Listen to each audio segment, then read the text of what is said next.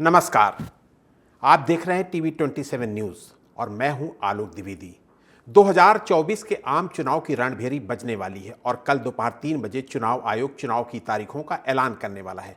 ऐसे में जरूरी हो जाता है कि हम ये देखें कि जो पार्टियां और सियासी गठबंधन मतदाताओं के बीच जाने वाले हैं, उनकी चुनावी तैयारियां और उनके गठबंधन दलों के समीकरण क्या हैं और कैसे हैं। देश में कई सियासी पार्टियां हैं जो चुनाव मैदान में उतरती हैं, लेकिन आज की तारीख में दो मेजर सियासी गठबंधन नजर आ रहे हैं जो 2024 में सरकार बनाने का दावा कर जनता के बीच जाने वाले हैं।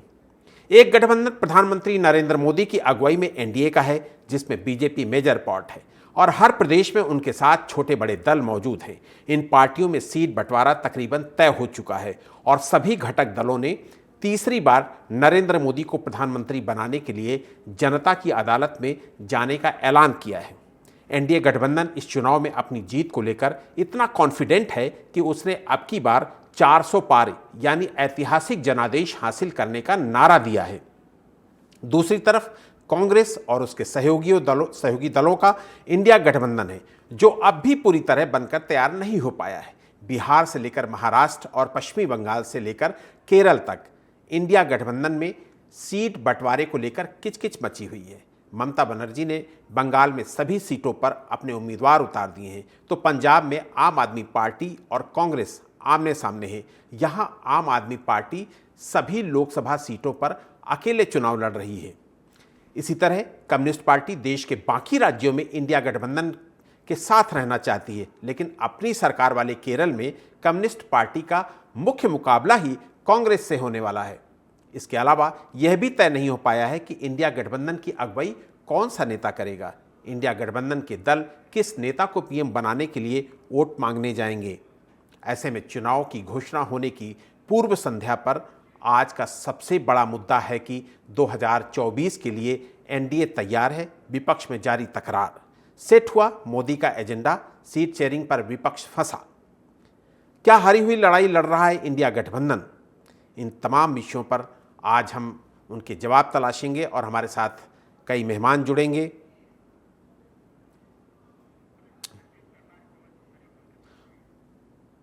और कांग्रेस की तरफ से हमारे साथ कांग्रेस प्रवक्ता संजीव तरनाज वो जुड़ चुके हैं हमारे साथ। संजीव जी, आपका बहुत बहुत स्वागत है इस चर्चा में। और सबसे पहला सवाल यही आपसे ही मैं करता हूं कि बीजेपी ने तो अपनी तैयारियां लगभग सारी कर रखी हैं, लेकिन अभी इंडी गठबंधन की अगर बात करें, कांग्रेस की बात करें, तो अभी जो गठबंधन का प्रारूप होना चाहिए, किसके साथ क्या रिलेशन होना चाहिए, किस पार्टी के साथ कितनी सीटों का शेयरिंग होना चाहिए, कोई भी अभी अंतिम रूप नहीं दिया गया है। बंगाल में देखिए तो वहाँ भी स्पष्ट नहीं हो पा रहा है, केरल में है तो स्पष्ट नहीं हो पा रहा, और इस तरीके से कई राज्यों में अभी स्पष्टता नहीं झलक रही है। आलोक जी, पहले तो आपका बहुत बहुत धन्यवाद। मैं आपको बताना चाहूंगा आलोक जी, पहली चीज तो ये जो जिस तरीके का देश में नैरेटिव बनाया जा रहा है कि भारतीय जनता पार्टी ने एनडीए गठबंधन की पूरी तरीके से तैयारी हो गई और इंडिया गठबंधन की तैयारी अभी तक नहीं हो पाई है, इंडिया गठबंधन क्या कर रहा है, तो मेरे हिसाब से ये नैरेटिव नहीं होना चाहिए।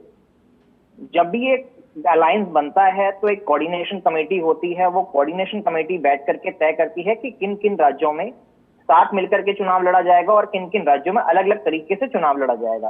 तो मैं आपको ये आश्वस्त करना चाहता हूं और देश की जनता को भी आश्वस्त करना चाहता हूं कि आने वाले कुछ दिनों के अंदर जो हमारी वार्तालाप जो बाकी दलों के साथ जो इंडिया गठबंधन का हिस्सा है उनके साथ जो वार्तालाप चल रही है वो आखिरी दौर की वार्तालाप है।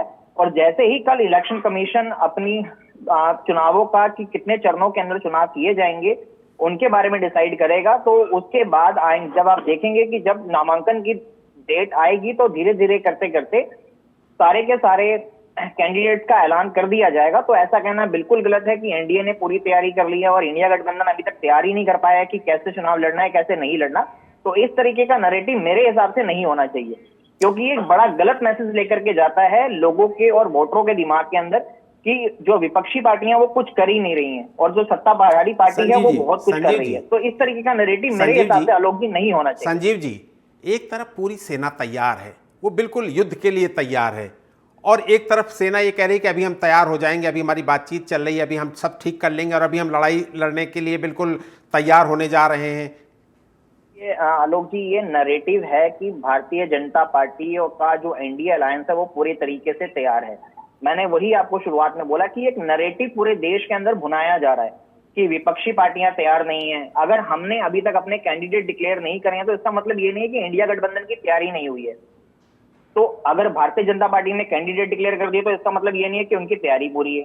तो आने वाले समय के अंदर ये सारी की सारी स्थिति जो है वो स्पष्ट हो जाएगी। तो इस नैरेटिव को मेरे हिसाब से ज्यादा लंबा नहीं चलाया जाना चाहिए, क्योंकि इससे जो वोटर है उनके दिमाग पे एक गलत असर पड़ता है और वो जो उनका असर है वो जाकर के वोटों में गलत तरीके से कन्वर्ट होता है। तो मेरा यही कहना है कि इस तरीके का नैरेटिव को ज्यादा तूल नहीं दी जानी चाहिए। संजीव जी, इतना तो स्वीकार कर ही रहे ना कि आप तैयारियों में उनसे पिछड़ गए। नहीं नहीं नहीं नहीं नहीं, हमने कहीं पर भी ये नहीं बोला आलोक जी, ना मैंने ये बोला, ना हमारे पार्टी के किसी भी नेता ने ये बोला कि हम उनसे पिछड़ गए। पिछड़ने का जो वक्त है वो भारतीय जनता पार्टी के लिए है, क्योंकि पिछले 10 सालों की कार्यकाल के अंदर लोगों ने देखा कि किस तरीके से महंगाई जो है वो अपने चरम पर है, बेरोजगारी कितने अपने चरम पर है, देश की अर्थव्यवस्था किस तरीके से गिरती हुई नजर आ रही है। क्योंकि हमारे देश के प्रधानमंत्री 2014 से पहले अगर आप देखेंगे तो जब 2014 के आम चुनाव थे उस समय हमारे भारत के देश के प्रधानमंत्री ये कहा करते थे कि रुपया कितना गिर रहा है। तो अगर आज आप देखें तो रुपया किस कदर गिर रहा है, क्योंकि देखें जिस 2014 से आम अभी चुनाव से पहले इलेक्शन पे हम लोग आते हैं। हमारे साथ बीजेपी प्रवक्ता आदित्य गांधी भी वो भी हमारे साथ जुड़ रहे हैं। आदित्य गांधी जी, जी आपको मेरी आवाज आ रही है? जी सर जी। आपकी बार 400 पार और कल बिगुल बजने वाला है युद्ध का। कितनी तैयारी है? 400 पार कर रहे हैं आप? बिल्कुल, भारतीय जनता पार्टी पूर्ण रूप से तैयार है। जो 2014 से पहले नहीं हुआ था वो भारतीय जनता पार्टी मोदी जी की सरकार ने करके दिखाया है। मोदी जी की सरकार ने no AIIMS, no IIT, no IIM, 12 crore लोगों के घर में जल, 45 करोड़ लोगों को हेल्थ कवर और बहुत से ऐसे काम है जो महिलाओं को गैस का चूल्हा देना और जो शौचालय बनवाना, ये सिर्फ मोदी सरकार में ही हुआ है। और 2014 से पहले ऐसा कुछ था नहीं। तो भारतीय जनता पार्टी आदित्य जी, ये योजनाएं तो लगातार बताई भी जा रही हैं और अभी आप इलेक्शन में बताएंगे भी। अब चूंकि कल इलेक्शन घोषित होने वाले हैं, ऐसे में सवाल ये बनता है कि अभी भी आपका भी कई जगह सेट नहीं हो पा रहा। अभी बिहार में सेट नहीं हो पा रहा है कि कौन कितनी सीटों पे लड़ेगा। कुछ इसी तरीके से अन्य राज्यों में भी बातचीत चल रही है जहां भी सेट नहीं हो पा रहा है। आपकी भी चीजें अभी आधी अधूरी कहीं ना कहीं किन्हीं राज्यों में हैं। नहीं सर, भारतीय जनता पार्टी पूर्ण रूप से क्लियर है और हमारी लगातार मीटिंग चल रही है और जो भी है वो कुछ क्षणों में वो सब डिक्लेयर हो जाएगा। और भारतीय जनता पार्टी को पूर्ण विश्वास है। हमें विश्वास इसलिए है कि मोदी जी ने जो जो काम किए हैं, देश की पूरे विश्व पटल पर भारत की संस्कृति को रखा है, तो भारतीय जनता पार्टी पूर्ण रूप से 400 बार इस बार करेगी।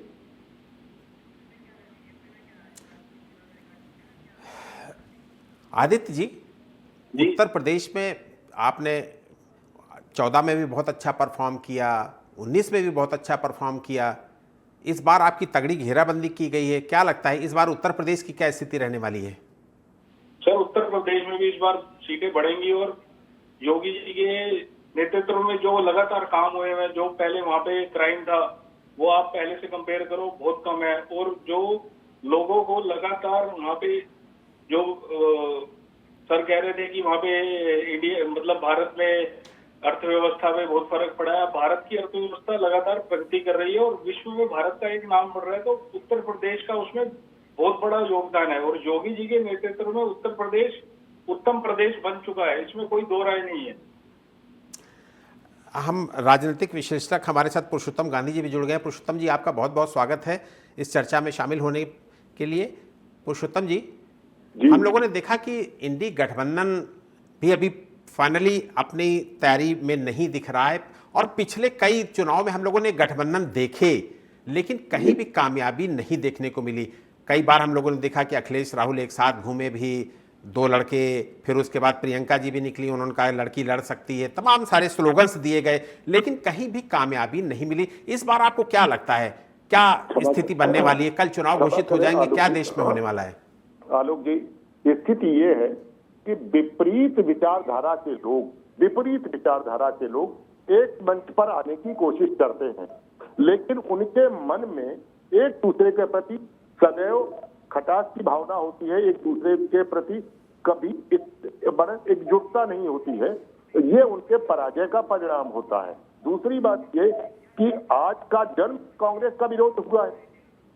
हेलो पुरुषोत्तम जी, बेसिक फर्क इंडी गठबंधन और एनडीए गठबंधन में क्या लगता है आपको, क्या फर्क है? देखिए, एक राष्ट्रवाद की बात करती है और एक परिवारवाद और निजवाद की बात करती है। That is the main difference of the NDA गठबंधन एंड एनडीए गठबंधन। एनडीए राष्ट्रवाद की बात करता है और एनडीए अपने परिवारवाद की और अपनी निज की बात करता है। दोनों में के बीच ये अंतर है बुनियादी तौर पर। जी, हमारे साथ जी कांग्रेस प्रवक्ता संजीव तरनाथ जी, पहले भी इस तरीके के गठबंधन हम लोगों ने देखे। जहां जहां कांग्रेस ने गठबंधन किए वहां पर बहुत बड़ी कामयाबी नहीं मिली। इस बार क्या लगता है, कहीं उम्मीद दिख रही है?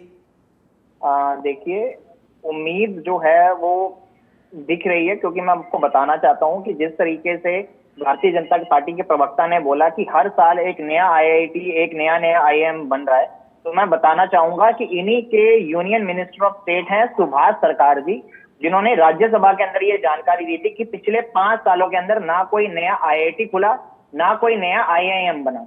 तो इनकी बात तो यहीं पर धराशायी हो जाती है, क्योंकि भारतीय जनता पार्टी झूठ के अलावा कुछ और बोलती ही नहीं है।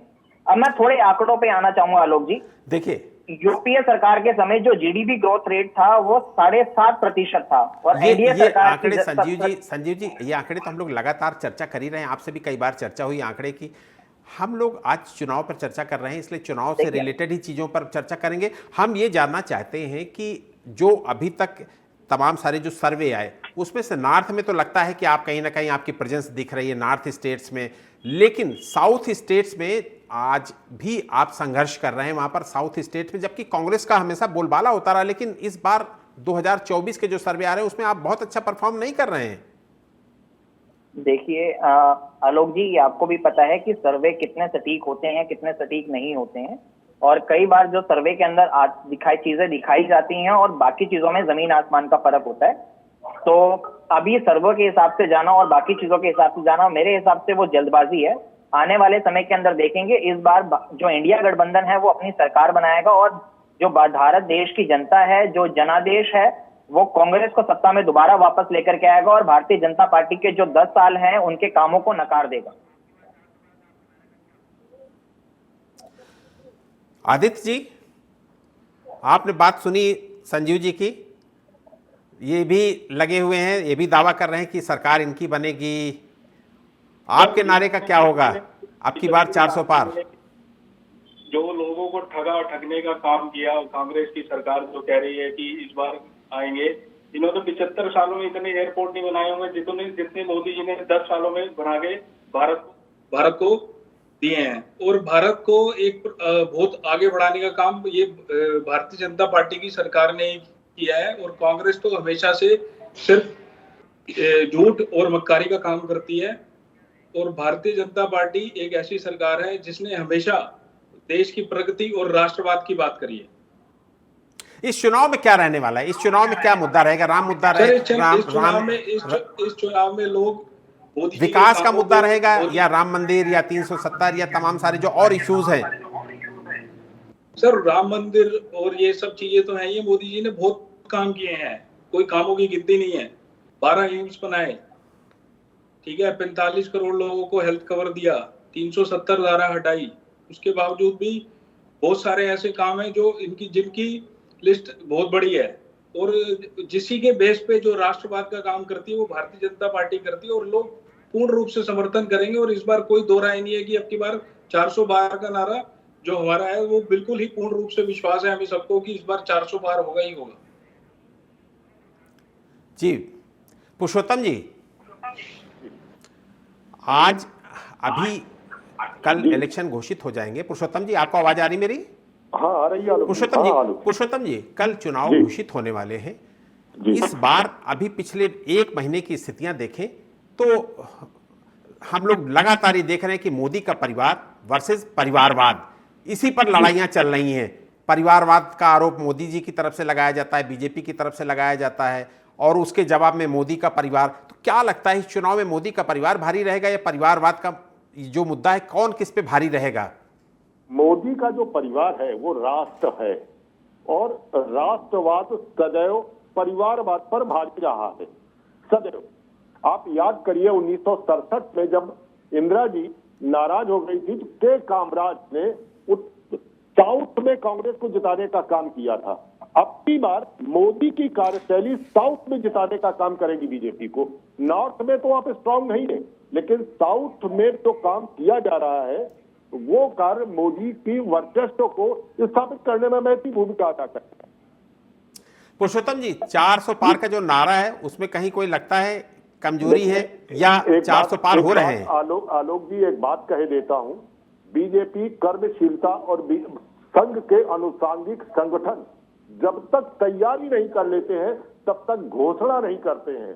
बीजेपी की तैयारी है, और बीजेपी का आंतरिक सर्वे बीजेपी की ये कहता है 412 से ऊपर, तो ये तय मान लीजिए बीजेपी 412 के ऊपर आएगी।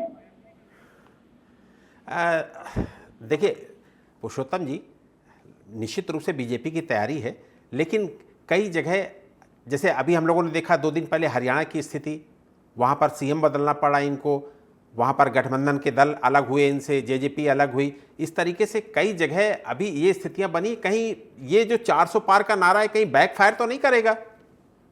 ये कैप्टन की पत्नी का बीजेपी में आना बीजेपी के पंजाब के लिए, पंजाब में बीजेपी की सख्त पावरफुल होने की ओर स्पष्ट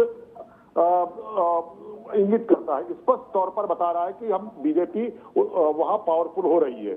हरियाणा में जाट बनाम अदर का नारा चलता है, और जाट बनाम अदर में बीजेपी के साथ दूसरी जातियां, सैनी, पंजाबी और दूसरी जातियां आकर बीजेपी को पावरफुल बनाती हैं। चाहे वो गुर्जर हो, चाहे वो यादव हो, चाहे वो ब्राह्मण हो, चाहे वो सैनी हो, चाहे वो दूसरी जातियां हैं, ये जातियां बीजेपी के साथ हैं, बस जाति नहीं है। और जाट बनाम अदर चल रहा है वहां, और वो तो बंसीलाल के समय से चल रहा है, इसलिए बीजेपी वहां स्ट्रांग है। जी संजीव तन्ना जी, कल इलेक्शन घोषित होने वाले हैं। एनडीए गठबंधन अपने फाइनल प्रारूप की तरफ आगे बढ़ रहा है। उसने जहां जहां जिस दल के साथ सीटों का बंटवारा होना था उसको लगभग फाइनल प्रारूप दे दिया है। और आपके यहाँ अभी जो आपके सब वरिष्ठ नेता हैं राहुल गांधी जी, वो अभी यात्रा में व्यस्त हैं, और उनकी यात्रा जब खत्म होगी उसके बाद इस फाइनल प्रारूप को एक तरीके से अंतिम रूप दिया जाएगा। तो आप, लगता नहीं आपको कि आप बहुत पिछड़ रहे हैं? देखिए आलोक जी, मैंने आपको यही कहा कि ये नैरेटिव जो है ना, ये बहुत घातक है। आप एक तरफ कहते हैं कि एनडीए अलायंस जो है वो अपने आखिरी क्षणों में है, उनकी बातचीत हो जाएगी, और इंडिया गठबंधन ने शुरुआत नहीं करी है। तो मेरे हिसाब से इस तरीके का नैरेटिव नहीं होना चाहिए। आप एक वरिष्ठ पत्रकार हैं, अगर आप इस तरीके की बातें करेंगे तो मेरे हिसाब से वो ठीक नहीं रहेगा। अगर बातें कही जाए तो वो न्यूट्रल वे में की जाए तो वो ज्यादा थोड़ा स्पष्ट रहेगा। मैं आपकी बातों का जवाब देना चाहता हूं। चलिए ठीक है, सब नैरेटिव क्रिएट करें। आप ये बता दीजिए कि आप अगर सत्ता में आते हैं, आप सत्ता में आने की बात करें, तो आपका पीएम कौन होगा? देखिए, हमने पहले ही स्पष्ट किया है, और कांग्रेस पार्टी का हर एक कार्यकर्ता ये चाहता है कि राहुल गांधी जी आने वाले समय के अंदर देश के प्रधानमंत्री बने, और 2024 के अंदर राहुल गांधी जी ही देश के प्रधानमंत्री बनेंगे। ये कांग्रेस का हर कार्यकर्ता चाहता है। संजीव जी, तो ये मैंने ममता जी का आपको बयान याद है जिसमें उन्होंने कहा था कि कांग्रेस को सिर्फ 200 सीटों पर लड़ना चाहिए, और इसी तरीके से कई नेताओं ने, कई विपक्ष के जो आपके गठबंधन के नेता हैं, उन लोगों ने ये कहा कि गांधी परिवार से बाहर निकलना चाहिए कांग्रेस को। देखिए, मैंने आपको वही बताया, इंडिया अलायंस के अंदर या कोई भी अलायंस होगा आलोक जी, तो अलग अलग अलायंस के जो अलग अलग पार्टियां हैं, वो हर पार्टी चाहेगी कि उनकी पार्टी का जो नेता है, जो वरिष्ठ नेता है, वो प्रधानमंत्री पद की दावेदारी करे। अगर जैसे देखे जाए, अगर पंजाब के अंदर अब अगर भारतीय जनता पार्टी अगर शिरोमणि अकाली दल के साथ अगर गठबंधन करती है, तो शिरोमणि अकाली दल के जो नेता हैं वो भी ये चाहेंगे कि उनकी पार्टी का नेता प्रधानमंत्री बने या कोई मंत्री बने। तो उसी तरीके से हर पार्टी के नेताओं की, कार्यकर्ताओं की चाह होती है कि जिसको वो पसंद करते हैं, जिसको वो मानते हैं, वो जाकर के देश का प्रधानमंत्री बने। तो इसमें गलत क्या है?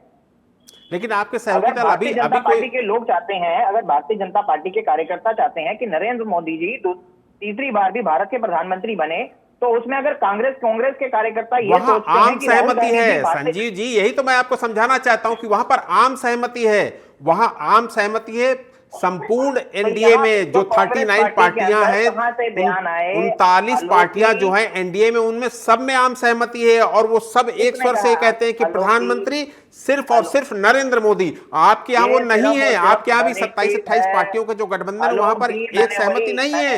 मैंने यही बताया आलोक जी, ये सिर्फ और सिर्फ नरेटिव है कि नरेंद्र मोदी जी देश के प्रधानमंत्री बने। ये सिर्फ और सिर्फ जो नरेटिव है, इसको बनाया और भुनाया जा रहा है बहुत अच्छे तरीके से, ताकि देश की जनता जो है, जो आम मुद्दे हैं लोगों के, महंगाई, बेरोजगारी, शिक्षा, रोजगार, इन मुद्दों से ध्यान भटकाया जा सके लोगों का। इसके अलावा कुछ भी नहीं है। जी बिल्कुल। आदित्य जी, आप ही इसका जवाब दीजिए। आदित्य जी, आप इसका जवाब दीजिए, संजीव जी का जवाब। सर, हम सब मतलब इतना गर्वान्वित महसूस करते हैं कि हमारे माननीय प्रधानमंत्री जी, जिन्होंने संगठन से लेकर सरकार तक अपना एक एक क्षण जो मातृभूमि की सेवा में दिया है, जो देश की प्रगति में अपना एक एक क्षण लगाया है, और जो देश के प्रधानमंत्री जब पहले विश्व में कहीं जाया करते थे, तो जो आज सम्मान हमारे माननीय प्रधानमंत्री जी को मिल रहा है, आपने कभी किसी ने नहीं देखा होगा। जो हमारे देश की हालत पहले थी और 2014 के बाद जो हालत है, उसको आप खुद जब कंपेयर करेंगे तो आपको पता चलेगा कि भाई विश्व में भारत अब कहाँ खड़ा है।